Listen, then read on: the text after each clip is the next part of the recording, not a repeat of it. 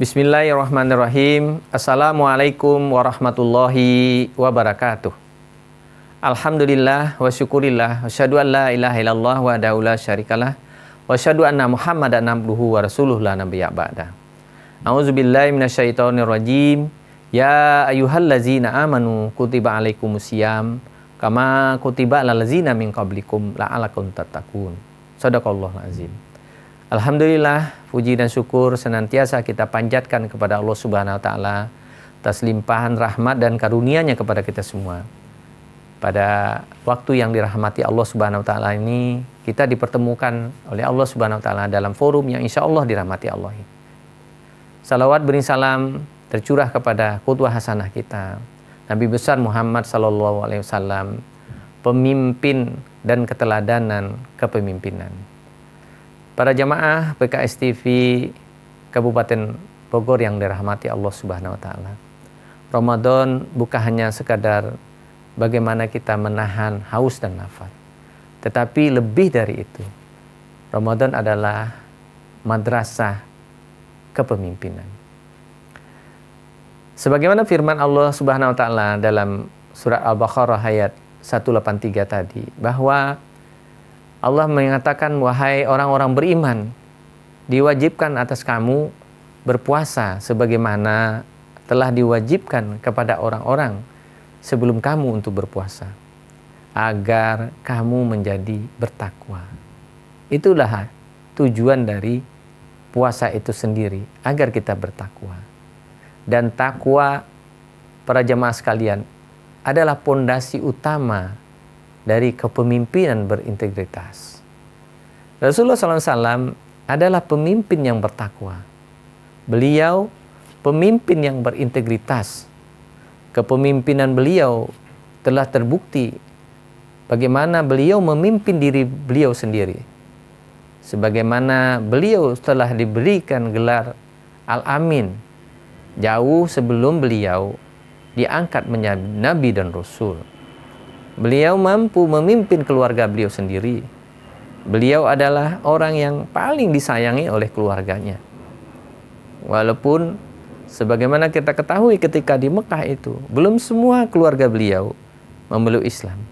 Tetapi semua keluarga beliau mendukung beliau, bahkan ikut merasakan bagaimana diblokade oleh pemimpin-pemimpin Quraisy waktu itu.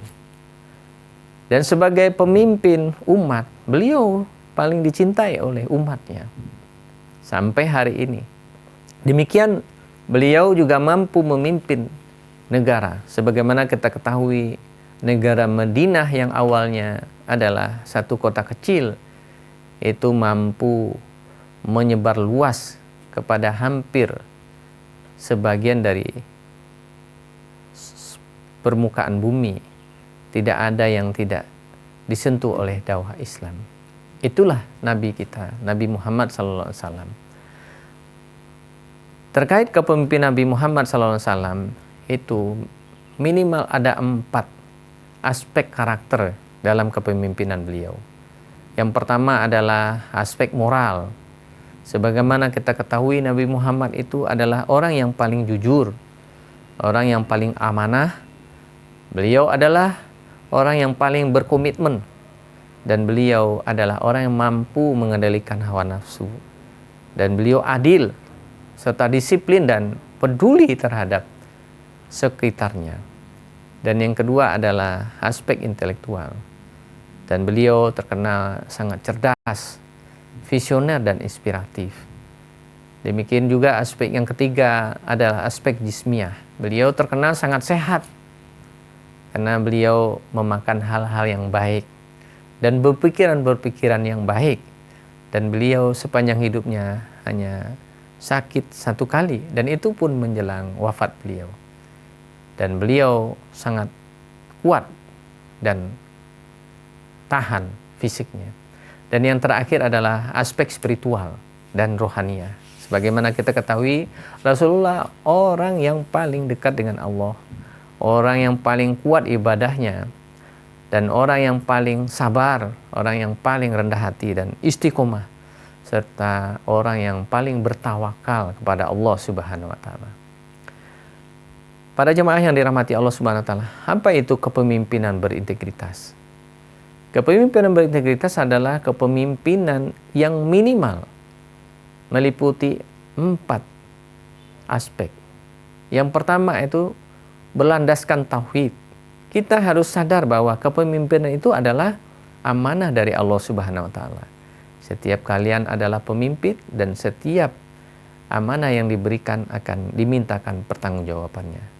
Selaras antara nilai, ucapan, dan tindakan. Dan yang ketiga, konsisten dalam kebenaran meskipun dalam tekanan. Dan yang keempat, mengutamakan amanah di atas kepentingan pribadi. Integritas berarti utuh, tidak terbelah. Apa yang ia katakan di depan umum sama dengan yang ia lakukan ketika tidak ada melihat. Inilah yang dilatih oleh puasa.